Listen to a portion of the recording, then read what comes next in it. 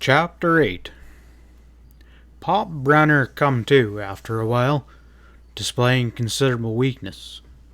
It was mainly from loss of blood.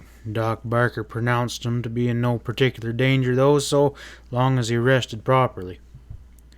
Under Pat's direction, with the medico in close attendance, several men moved Brenner by means of a litter to the shack at the edge of town, which he called home.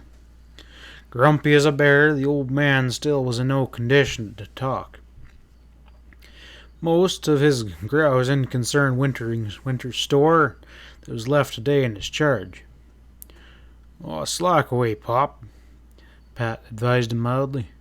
Sam's staying at the store to look after things, and Abe Kinney, he sent his clerk across to take care of the mail. Things'll be all right till Jeb gets back. Brenner would have said something about those arrangements, a hectic flush mantling his thin cheeks, but Barker shut him up with authoritative severity. You talk when your time comes, he snapped. The Lord Almighty couldn't stop you, so as long as I'm the boss, Brenner, you keep that trap shut. Pat left grinning to himself. Returning to the street via the path alongside the hotel, he made it a point to show himself where men congregated. The story had, of course, been spread rapidly over town, and there was many comments to be heard. I reckon Lawler and his deputy will soon be bringing in Morgan, Joe Cassie, the bull-necked Dutch Springs blacksmith, remarked to Pat, pausing in his smoky doorway. Ah, yeah? Pat said, non-committal. Caskie nodded importantly. I had Roof Dad's horse here, ready to tack on a new set of horseshoes, and Dad was Lawler's long-faced, gangly deputy. Roof, he come bustin' in just now and yanked the bronc out in an awful sweat. Well, hold on, Dad, I says to him. That animal, it ain't been shod yet. I had to patch Luke Combs' caggle-busted axle first, and couldn't get to him this morning. Well, Roof, he never pays no mind. He says, the shoes be damned. I need that bronc, and so he rips out of here, and away he goes. Pat let the man's flow over him for a few minutes, and then walked away thoughtfully. It didn't surprise him that Sheriff Lawler had planned to pick up Ray Morgan at once. Roof Dad could have been leaving town thus hurriedly upon no other errand. The fact lent urgency to Pat's own private plans, but he took time to walk back down to Winter's store to have a word with Sam. Stopped more than once by acquaintances who had heard that he had been at the store very shortly after the hold-up, he displayed little desire to exchange in gossip, and a few minutes later he stopped in Jeb's doorway. Sam was promptious, waiting on a few tobacco and grocery customers, but upon seeing Pat's appearance, the little man waved him forward. These birds already got Morgan convinced and hung, Stevens, he said in a lowered voice that was almost a hoarse whisper, gesturing towards the dozen or so townsmen and ranchers that were gathered beneath the mail window. I never heard so much danged copycat I told you talk in my life. Even that abduction yarn of old Cowan's is around. And now they got Morgan in the doghouse for fair, and with the door it's clanged shut. Funny part is, there ain't one of 'em amongst 'em that actually seen the boy leave town. It's enough, though, to make a fella sick. Pat nodded. By no flick of an eyelash did he call attention to Sloane's abrupt change of heart towards Morgan, but he understood. The young fella's steadily worsening plight had at last reached a point where even Sam realized that maybe there was something fishy going on here. Maybe we can fix that, Sam. I ain't given up hope yet. Did Pop say something? Sloane asked, and he hung on for an answer. Pat was forced to shake a negative. Doc shut him up like a feed box till he's rested. He passed on the news gleefully about Caskie, the blacksmith, and added, Well, there's no harm done if Morgan's back here in town when Brenner talks. He's either guilty as hell or Pop's story should clear him altogether. And as far as Ray's concerned, that'll be much to be gained. Well, Sam mused over the situation unhappily. You better roost on old Pop like a mother hen, Stevens. I wouldn't accuse Lawler of using a gag, but you can never tell. Pat's assent was cursory. Oh, don't worry. I'm not overlooking a bet. He was about to turn away when Sam suddenly darted around the end of the counter, amazingly light on his feet despite his pudgy bulk. Turning, Pat saw Candice Cowan.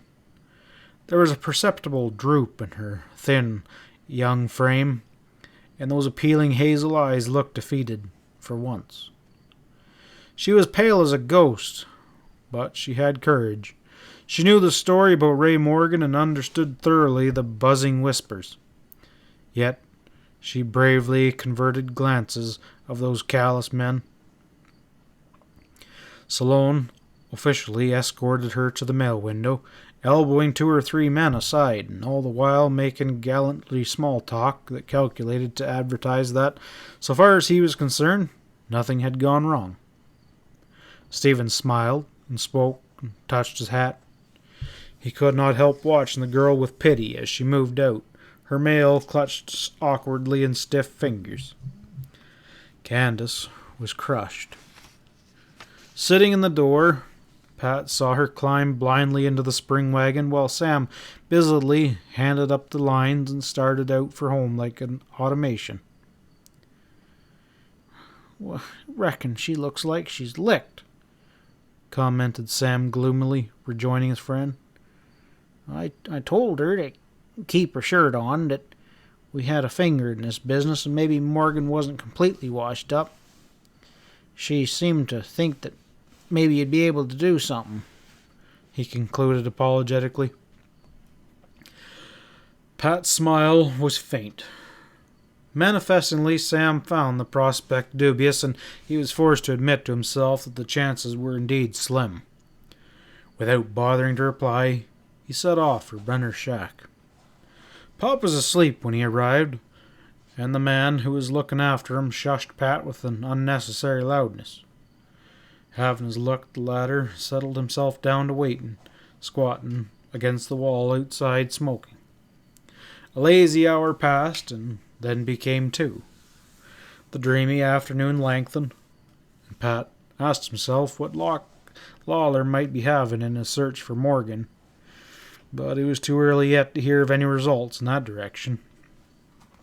He yawned and set himself more comfortably upon his heels. A sudden roar issued from inside and announced sharply that old Pop had awakened in no amble mood. He wanted water and subsided somewhat after having a big old drink. His bitter eyes flared briefly upon catching sight of Pat. "Waiting around for the funeral, are you, Stevens?" he croaked testily. "Where in creation is everybody?" Pat's grin was dry. "Oh, ease up on your halter there, Pop. I don't think you're kicking the bucket in that mood. You looking for Lawler, or who you looking for?" Brenner muttered and pouted his toothless lips. "Well, that sourpuss daddle will do in a pinch, but I want some law around here, and I aim to get some action, and the sooner the quicker." Pat saw that he must humor the old codger if he could get anything out of him. "Well, Lawler and Dad, they started out to pick Morgan up," he supplied casually. "They haven't come back yet. I'll notify Jess the minute he shows up." "Morgan?" Pop snarled grumpily. "What do they want him for? Aim to hand in a leather medal?" He shut up abruptly, observing the effects of his words. Pat's ears pricked in spite of himself, and he masked his leaping hope. "Well, I reckon you're the one who's in line for that," he laughed carelessly. "If it interests you, though, you turned in a pretty fair job of knocking off Apache Lang. He was stone dead when he picked him up." "Hell, The old man winced in a twang from his wound. That was Morgan's Valentine, Stevens. I never done it. Best I could do was to make Miller drop his swag and start running before I passed out. A sack of loose coins and several registered letters had indeed been found partially concealed under the store safe, as if it had accidentally been kicked there. It had not as of yet been determined whether or not these were all valuables that were involved in the hold-up attempt or not. Well, Lawler, he grabbed Miller in the street, Pat informed him. And a good job, too, the darn ornery skunk, exclaimed Pop shrilly. It was him. He drilled me. He made me mad, sneaking in on me all alone with a gun in his hand. Pat was calmly gathering the pieces of this queer story. Well, where in the world does Lang fit into the business? He asked, pretending to misunderstand. I don't see why Morgan ran if he was back in your play. He wasn't too interested in either side, said Brenner, seemingly uninterested on how completely he was being induced to divulge his story. Seemed to come on in a complete surprise to him. Carney Miller was digging in the safe with a gun on me when Lang shoved Morgan in through the front door. And he says to him, "You're in on this with us," he says, and Ray, he didn't seem to care for that. "You're breaking your neck to pin something on me, aren't you, Lang?" That's what he sings out. "There must be someone behind you that must be mighty interested. I think it was you that started this dirty kidnapping story about me." That's what Ray says, and man, was he a hot. One word led to another, and then Lang, he draws on him, and Morgan beat him to the punch, but Lang, he dropped, and that there was my opening right there. Brenner, he paused for a breath. Miller was so surprised he forgot about me for a second, so I dived for Jeb's gun that was laying under the counter, and I got a hold of it. Carney, he tried to throw down on Morgan, diving out the back door. He was too late, but I got the slug. He scowled wryly. Knocked me down, but I come up with a wobbly bead upon Miller, and seemed to scare him more than if I had knowed what I was doing. He dropped whatever he was holding and dodged out of there. The doctor came in at that moment. One look at Pop's flushed face, and he waved a hand. All right, Stevens, not another word now, he rasped. Okay, Doc. I'll be on my way. Pat nodded. He stepped outside and moved uptown with a greater satisfaction than he had expected to feel. He had what he wanted. Yet another hour before Lawler came jogging in minus his deputy. Pat got up off the bench in front of the adobe jail and stood waiting. The lawman stiffly dismounted and eyed him silently. I take it you didn't locate Morgan? Pat opened up. No such luck. Jess's tone was colorless. I left Dad at the Star Cross in case he drifts back there, but it's of my opinion the boy's heading for tall timber. Well, maybe not. Pat's manner was mild. I've had my ear to the ground, Lawler, whilst you was gone. Jess fixed him with a steady regard. Old Brenner, you mean? He grunted, as if half expecting what was to come. Pat smiled. Well, we can't overlook the only impartial witness there was in the store at the time, he reminded Lawler gently.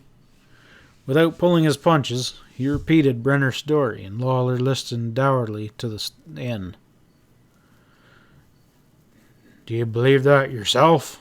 He growled. Pat showed astonishment. You mean you don't? The sheriff shrugged.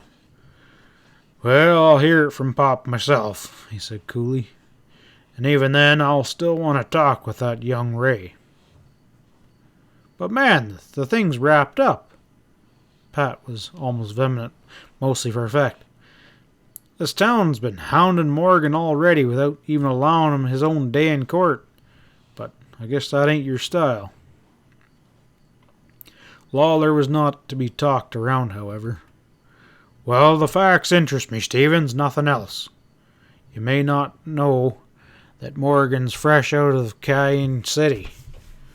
In my mind, that was a direct bearing in this case. Birds that feather, they don't flock together by accident.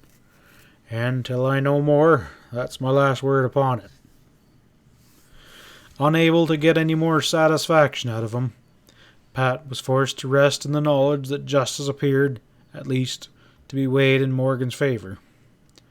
Moving up to the store, he learned that Jeb Winters had finally returned, and in the process of checking the safe's contents, the merchant declared that everything seemed intact, unless later investigation disclosed some item of value missing from the mail. Well, that should let Morgan out of the robbery end, Pat thought. I guess Lawler will likely be forced to admit that whatever he was there in the store for, Ray didn't pull out with any of the loot. He knew how far circumstance would go towards convincing the lawman that his original belief in Morgan's outlawry must be mistaken. Ezra had ridden in, and Sam was busily posting his lanky friend on the day's events. They joined Pat, and all three retired to the Gold Eagle and talked it over. Ezra had not yet decided to espouse the young fellow's case unreservedly, or so he chose to allow Sam to believe, and the situation led to considerable debate. As to Morgan's present whereabouts, they agreed that, as he saw it, he had sufficient cause to make himself scarce.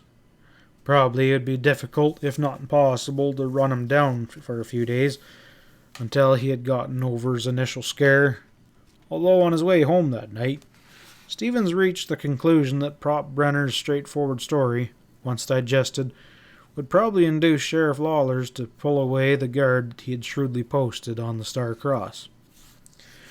The following day, work held Pat on the lazy mare. Round-up time had come at last, hastened by the weather. There was arrangements to be made, through Johnson, his silent and competent foreman, that could be depended upon to see the work through to a satisfactory conclusion. At dawn the next day, heading for the roundup grounds on a sudden impulse, Pat turned his horse's head in the direction of the Star Cross, intent on learning the conditions there for himself.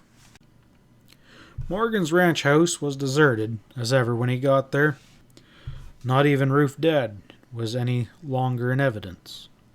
The deputy had contemptuously left Ray's kitchen door swinging wide open on his departure, a gesture that was likely motivated by malice, and there were signs that he had made free with the young fellow's food supply.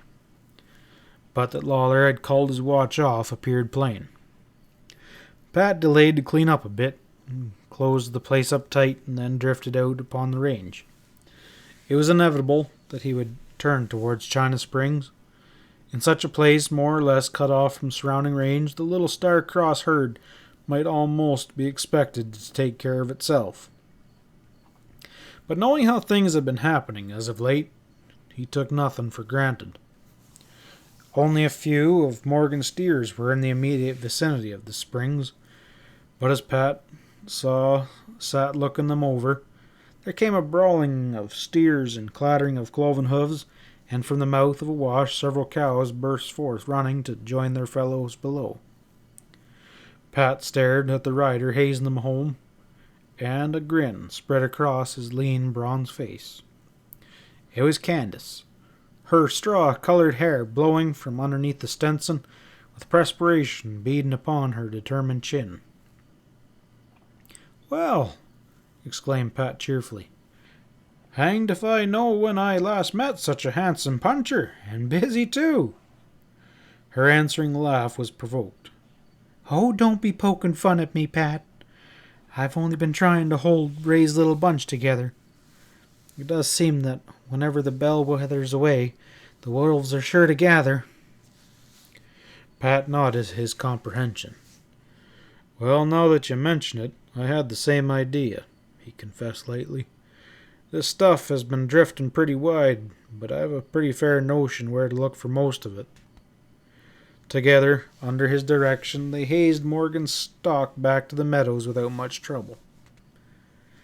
"Thank goodness the rustlers haven't yet thought of this unattended herd," the girl said, wiping the dust from her face with her handkerchief. "Just how long it will be before that happens, I'm afraid to even think." "Be kind of interesting to learn just where Ray's gone to," returned Pat. "I'm afraid it's a long ways." "Well, maybe not," he argued, and then with a pause, "Wonder if he knows that he's more or less cleared in that business in Dutch Springs." "I'm afraid it would make little difference now," Candice rejoined sadly. She turned to him impulsively. "Pat, you've already done so much. I'm almost ashamed to add more to our debt. But you and I know that what Ray fears mostly is largely ungrounded. If you were there to find him, couldn't you persuade him to come back?"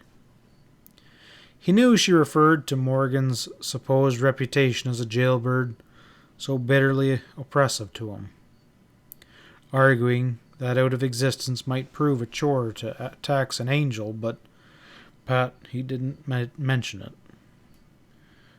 "There's the little matter of locating the young rip first," he told her practically. "It might take some doing, but I suppose I could try, and I guess I'd do that for you, Candice." End of chapter 8.